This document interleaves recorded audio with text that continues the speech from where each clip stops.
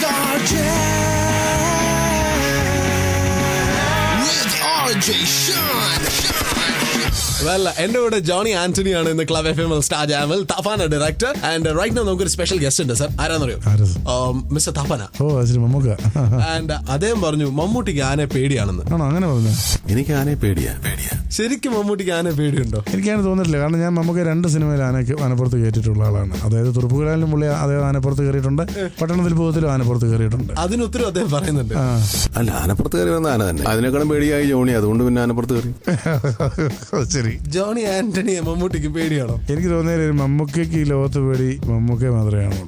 കാരണം അല്ലാതെ ആരെയും പേടിക്കുന്ന ഒരു ആസ്വദിച്ചു. അതെ, മമ്മൂട്ടിയെ ജോണി ആന്റണിക്ക് പേടിയുണ്ടോ? എനിക്ക് ഞാൻ പറഞ്ഞ ഒരു എല്ലാം തോന്നാറുണ്ട്. നമുക്കിവിടെ ഒരു പേടിയും സ്നേഹവും ബഹുമാനവും എല്ലാം ഇഷ്ടവും എല്ലാം കൂടെ കൂടിയ ഒരു വികാരമാണ് എനിക്ക്. വേറെ ഒരു ആക്ടറിലില്ലാത്ത എന്ത് പ്രത്യേകത ഇദ്ദേഹത്തിനുള്ളത്? എന്ത് മനസ്സിലുണ്ടോ അത് അപ്പം മുഖത്ത് വരും. അങ്ങനെ വരണം, തീർച്ചയായിട്ടും വരണം. കാരണം നമ്മൾ ഒരിക്കലും പൊയ്മുഖങ്ങളാവരുത്. ഡിപ്ലോമാറ്റിക് ആവണ്ടേ സിനിമയിൽ പിടിച്ചേക്കണമെങ്കിൽ? പിന്നെ നമ്മളൊരു ക്രൂരനോ ദുഷ്ടനോ ഒന്നും ആവരുത്. ഇപ്പൊ എനിക്ക് ദേഷ്യം വരുന്നുണ്ട്, നിങ്ങളോട് ദേഷ്യപ്പെട്ടാൽ കുഴപ്പമില്ല. പക്ഷെ ആ ദേഷ്യപ്പെടൽ കഴിഞ്ഞിട്ട് ഞാൻ കുറച്ച് കഴിയുമ്പോൾ നിങ്ങളെ ഒന്ന് തലോടുന്നുണ്ടെങ്കിൽ തീർച്ചയായിട്ടും നിങ്ങൾക്ക് ഞാൻ റെഗുലറായിട്ട് സ്നേഹിക്കുന്ന ആളെക്കാൾ ഇഷ്ടം തോന്നും. എന്റെ ഒരു സൈക്കോളജി.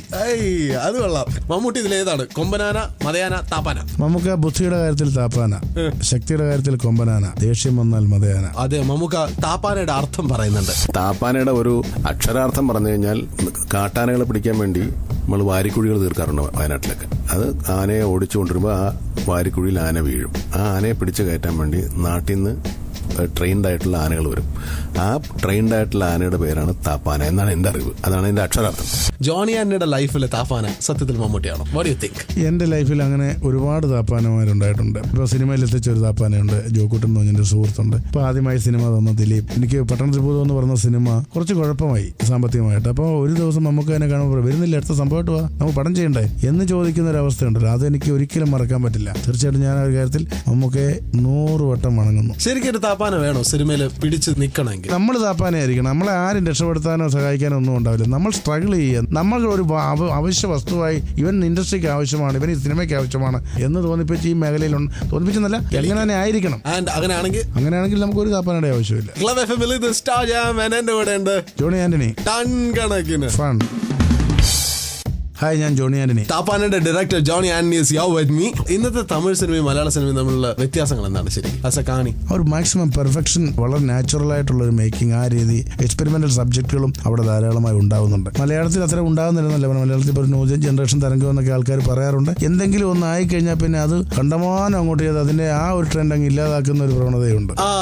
അതാണ്, അങ്ങനെ ഒരു സംഭവം ഉണ്ടോ ഇവിടെ? ന്യൂ ജനറേഷൻ എന്നൊരു ട്രെൻഡ് ഉണ്ടോ? അല്ല, അങ്ങനെ ഉണ്ടെന്ന് പറയപ്പെടുന്നു. എനിക്കത് ഞാനിങ്ങനെ അന്വേഷിച്ച് നടക്കുകയാണ്, അത് എവിടെയാണ് എന്താണെന്നുള്ളത്. ഏതാണ് ട്രെൻഡ്? അതെ. അപ്പൊ എനിക്ക് തോന്നിയൊരു കാര്യം, ഇവിടെ പുതിയ രീതിയിൽ പുതിയ കാഴ്ചപ്പാടോടുകൂടി ഒരു സിനിമ അങ്ങനെ പറയാനാണെങ്കിൽ സക്സസ് ആയ ഒരു സിനിമ എന്ന് പറയുന്നത് സോൾട്ട് ആൻഡ് പെപ്പർ ആണ്. അതിനെ ചുവട് പിടിച്ചു വന്ന കുറെ സിനിമകൾ നമുക്കറിയാം. ഇവിടെ ഈ ന്യൂ ജനറേഷൻ സിനിമകൾ എന്ന് പറഞ്ഞു വന്നിട്ടുള്ള സിനിമകൾ ശരിക്കും ഒരു ഓൾ കേരള കളക്ട് ചെയ്യുന്നത് ചിലപ്പോൾ 100 ദിവസം ഓടുന്ന പടം കളക്ട് ചെയ്യുന്ന 1 കോടി രൂപയായിരിക്കും. മനസ്സിലായില്ലേ? അതിനും എത്രയോ കോടി കളക്ട് ചെയ്യുന്നുണ്ട് അല്ലാത്ത സിനിമകൾ. ഞാൻ ഓടുന്ന നല്ല സിനിമകളാണ് ഉണ്ടാവേണ്ടത്. കളക്ട് ചെയ്യാൻ വേണം, നല്ലതാണെന്ന് പറയിപ്പിക്കുകയാണ്. ഇപ്പൊ നമുക്കറിയാം തട്ടത്തിന് മറയത്തെന്ന് പറഞ്ഞ സിനിമ ഒരു വലിയ ഹിറ്റുമാണ്. ആ സിനിമ ഒരു സുഖമുള്ളതാന്ന് പറയുന്നുണ്ട്. ഉസ്താദ് ഹോട്ടൽ വലിയ ഹിറ്റുമാണ്, അത് ഗംഭീരമായിട്ടുണ്ട്. തീർച്ചയായിട്ടും അങ്ങനെ അത്തരം സിനിമകൾ. അപ്പൊ അത് ഇതെങ്ങനെ ന്യൂ ജനറേഷൻ, ഇതിനു മുമ്പ് ഉണ്ടായിട്ടില്ല ഇത്തരം സിനിമകൾ.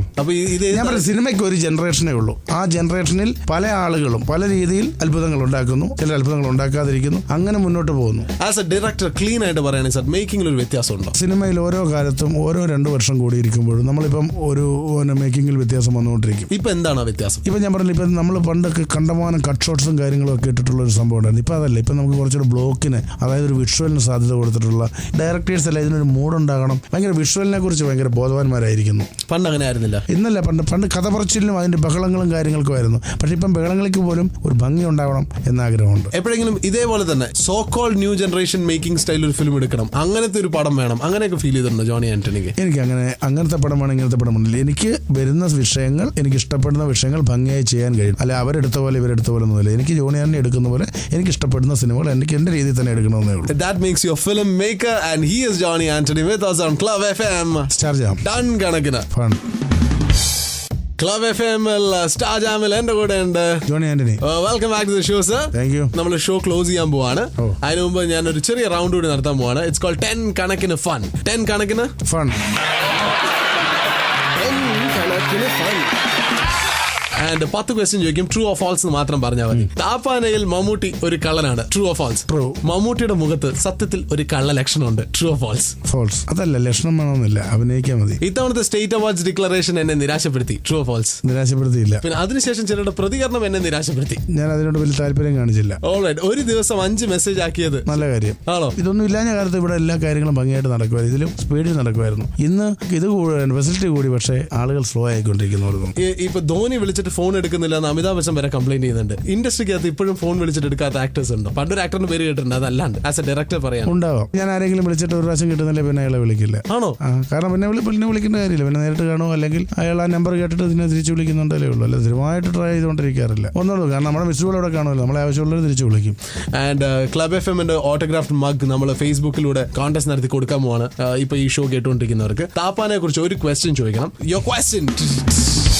താപ്പാന എന്ന വാക്കിന്റെ യഥാർത്ഥ അർത്ഥം? ഓപ്ഷൻ എ നാട്ടാന, ഓപ്ഷൻ ബി കാട്ടാന, ഓപ്ഷൻ സി കുഴിയിൽ വീണാനെ രക്ഷിക്കുന്നാന. റിയൽ അർത്ഥം പറഞ്ഞു കഴിഞ്ഞാൽ? ഇതിന്റെ റിയൽ അർത്ഥം പറഞ്ഞു കഴിഞ്ഞാൽ ഞാൻ ഓട്ടോഗ്രാഫി ചെയ്തൊരു കപ്പ് ക്ലബ് FM-ന്റെ ഒരു കപ്പ് കിട്ടും. അതെ. Thank you very much sir.